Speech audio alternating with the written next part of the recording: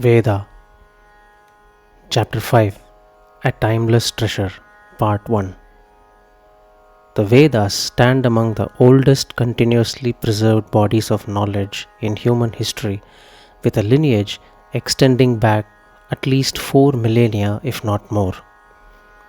Far from being merely religious scriptures, they are one of the earliest repositories of structured knowledge reflecting the intellectual, linguistic, and cultural foundations of ancient civilizations.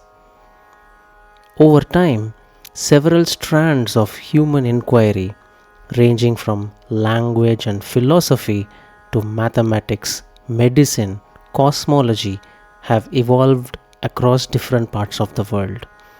Striking parallels and shared patterns suggest that these developments are not entirely isolated.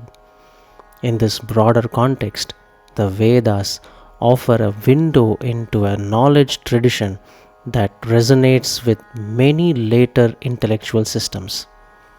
Yet, they are often stereotyped as archaic religious texts, collection of hymns invoking mystical deities and prescribing rituals for material gains. This naturally raises a question: what relevance do the Vedas hold in the modern world, where science and technology seem to offer answers to almost everything? At a superficial level, the Vedas may appear to be poetic praises of deities, even suggestive of ritualistic or superstitious practices. However, a deeper inquiry reveals a vast intellectual reservoir. As seen in the previous chapter, the Vedas engage with logic and reasoning. In this chapter, we explore how they extend into multiple domains, often in surprisingly sophisticated ways. The phonetics used in the Vedic Sanskrit has fundamentally contributed to comparative philology. From its vocabulary and by analyzing the root words and their usage, it has been accepted that the language used in the Vedas, namely the Proto-Indo-Iranian language as labeled by the Western schools, is the root of the vast majority of modern languages of the present day. Some of the fundamental words in world languages are derived from the Vedic language. For instance, what could be more fundamental than the words for mother and father? The English word mother is derived from the Vedic Sanskrit word matra, and father from pitra, the word brother from bhratra, and sister from swasra, and daughter from duhitra have evolved thus. In the same way, we see similarities in the English pronouns as well, such as they from te, me from me, he and she from saha and sa, that from tat, and it from idam. These are not just coincidences. We can find many such detailed comparative analysis, including those published by Indica today. This demonstrates the significant influence of Vedic Sanskrit on modern languages. Not only in English, but also all other European and Iranian languages have their connection to the Vedic Sanskrit.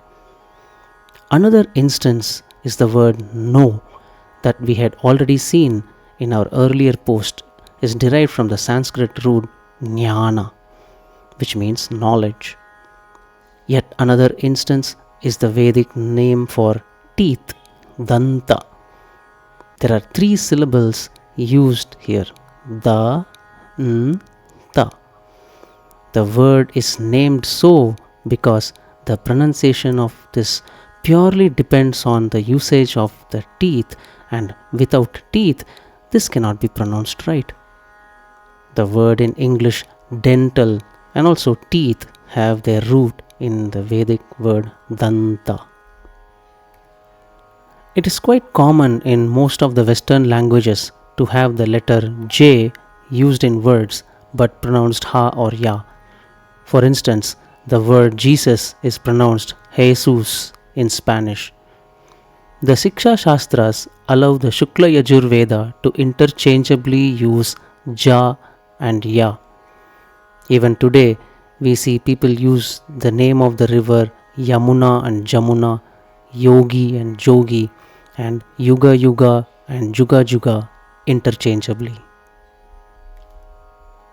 In the same manner, we also see how a Vedic deity pair named Dyava Prithvi, the archetypal parents who created the universe with their union symbolizing the marriage of heaven and earth, is morphed to Dyau Pitar, which further transformed to Dieus and Yaupitar, leading to the ancient Greek and Roman king of gods Zeus and Jupiter respectively. Jehovah, also pronounced Yehovah or Yahweh, is the name of the god mentioned in the Old Testament. Interestingly, the Vedas mention a deity called Yahwan. Yah means what moves and Hwa means to call or invoke. Thus, Yahwan is the deity of active and invoking force. The Old Testament serves as a primary scriptural foundation for major Abrahamic traditions, especially Judaism and Christianity, with broader relevance to Islam. Although these religions are typically regarded as having distinct historical origins, certain thematic parallels with the Vedic traditions have been observed and discussed. Let us see one such instance. In the book of Genesis, the story of Adam and Eve stands as a foundational narrative of human nature. At its heart is the tree of the knowledge of good and evil, a fig tree bearing fruit that God strictly forbade them to touch. Tempted by the serpent, Eve is the first to eat from the tree. However, she then shares the fruit with Adam, who also partakes. Mundaka Upanishad of the Vedas describes a symbolic story of two birds sitting on a fig tree, also known as Bodhi tree, literally meaning tree of knowledge. The story goes on to explain how one bird consumed the fruit and the other did not, rather it just witnessed. The story concludes by saying the tree is the body, the bird that ate the fruit is Jiva, a human soul with individuality, and the bird that witnessed is Atma, the supreme soul. It is interesting to note the parallels of the character names: Adam with Atma, Eve pronounced Eva in Hebrew with Jiva, and of course the tree of knowledge itself. Ancient Egyptians followed a polytheistic religion with many ritualistic practices. The importance of the deities changed over at different times. The historical record, the Treaty of Ramesses II with the Hittites, bears the phrase Mitra and Varuna being the witness of this treaty. Mitra and Varuna are prominent deities mentioned in the Vedas as members of the Adityas. In Rig Veda, Mitra and Varuna appear as Dvandva or pair and as the principal guardian of Rita, truth and order. Zoroastrianism is one of the oldest living religions in the world, which was dominant in ancient Persia, whose roots lies in the Avestan period, possibly as early as 2nd millennium BCE. Founded by Zoroaster, also known as Zarathustra, from whom it is named after, Zoroastrianism reveres Ahura Mazda, Lord of Wisdom, as the supreme being. The primary collection of their texts are called Zend-Avesta. Interestingly, many similarities are found with the fire sacrificial rituals specified in Chandogya Avastha in the Vedas. In fact, the word Zoroaster bears similarity with the name Saurashtra, a fire worshipping clan near Gujarat, India, which in turn originated from the root word Sauram, the sun god referred in the Vedas. Taking this a step further, the Mesoamerican religions, particularly the Mayan, Aztec, and Inca religions, also bear similarities to the Vedic rituals involving multiple deities and sacrifices. Time is one of the most important factors where cycles of life, death, and regeneration are emphasized. The cosmology of these religions divide the world into multiple heavens and netherworlds with the earth in between. This bears similarities to the 14 worlds mentioned in the Vedas, 6 heavenly worlds, the earth, and 7 netherworlds. The word Maya is derived from the word by the same name in the Vedas, which means magic. The Aztecs were known to be quite open to include deities borrowed from other religions.